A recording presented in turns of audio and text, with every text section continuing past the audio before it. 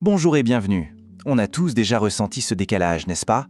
Cette impression que la vie, la réalité, ne colle jamais tout à fait à nos attentes. Aujourd'hui, on va explorer d'où vient cette souffrance et surtout, comment on peut la transformer en une véritable paix intérieure. Allez, c'est parti. Alors, notre parcours va se faire en 4 grandes étapes. D'abord, on va décortiquer le piège de la comparaison. Ensuite, on verra comment trouver le courage d'être vraiment soi-même. Puis, on apprendra l'art de filtrer les critiques. Et pour finir, on découvrira comment bâtir sa paix sur 7 piliers solides. On commence direct avec ce réflexe qu'on a presque tous, se comparer. Que ce soit en scrollant sur les réseaux ou juste dans notre tête, c'est une habitude souvent destructrice et c'est l'une des sources principales de notre mal-être. Et voilà, cette phrase résume parfaitement le cœur du problème. La souffrance, bien souvent, elle ne vient pas des événements en eux-mêmes, mais de ce fossé immense qu'on creuse entre ce qui est, la réalité, et ce qu'on se dit qui devrait être, l'illusion. La toute première erreur de comparaison qu'on commet, c'est de se mesurer à une sorte d'idéal abstrait, un moi parfait, qui en fait n'existe que dans notre imagination. C'est comme se battre contre un fantôme. C'est une bataille épuisante et perdue d'avance.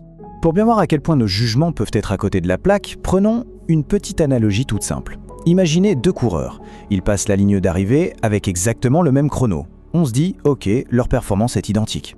Mais attendez, si on ajoute une seule petite variable, les circonstances. D'un coup, notre jugement change du tout au tout. On réalise que l'effort de celui qui a galéré dans le sable est bien plus grand. Et on peut continuer. Ajoutons encore le poids, l'âge, et là, la comparaison de départ, qui paraissait si simple, devient complètement absurde. C'est impossible de les juger sur un seul critère. Eh bien, dans nos vies, c'est exactement pareil. Et voilà la conclusion logique de tout ça.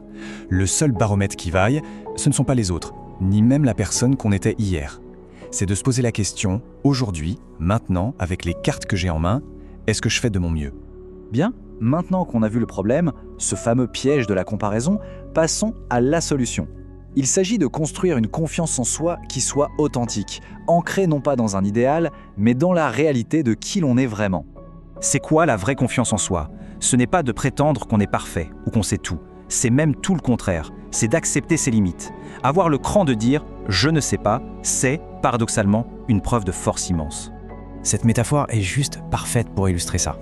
Essayer de cacher ses imperfections, c'est comme tenter de maintenir ce ballon sous l'eau. C'est un combat constant, épuisant, stressant. Et à la fin, on sait très bien comment ça se termine.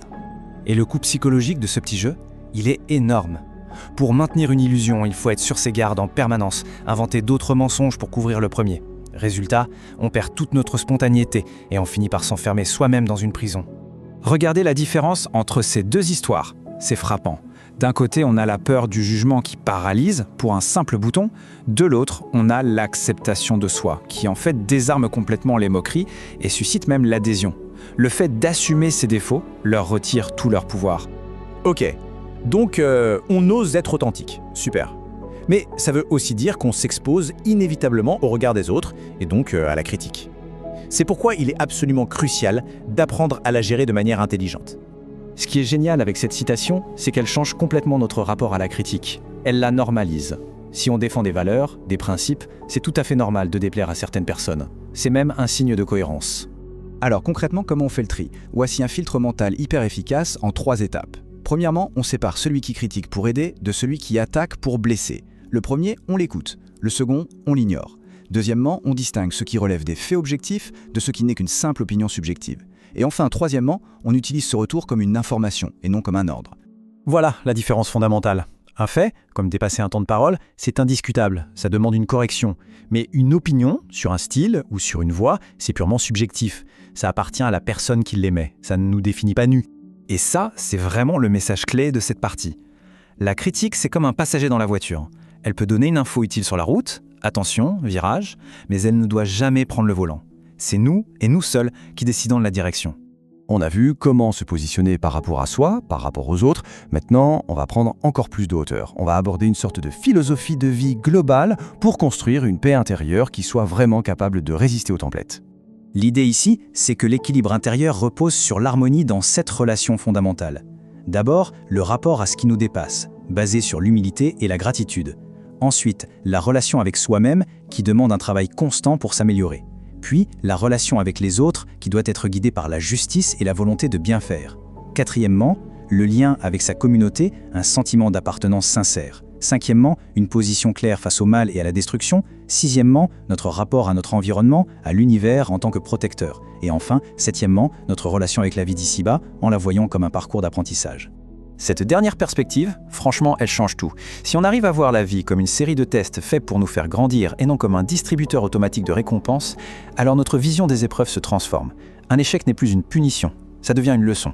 Et on va se quitter sur cette question qui, au fond, résume tout le chemin qu'on vient de parcourir. Après tout ce qu'on a vu, la réponse est personnelle, bien sûr. Pour soi-même, au final, quelle est la seule comparaison qui compte vraiment ?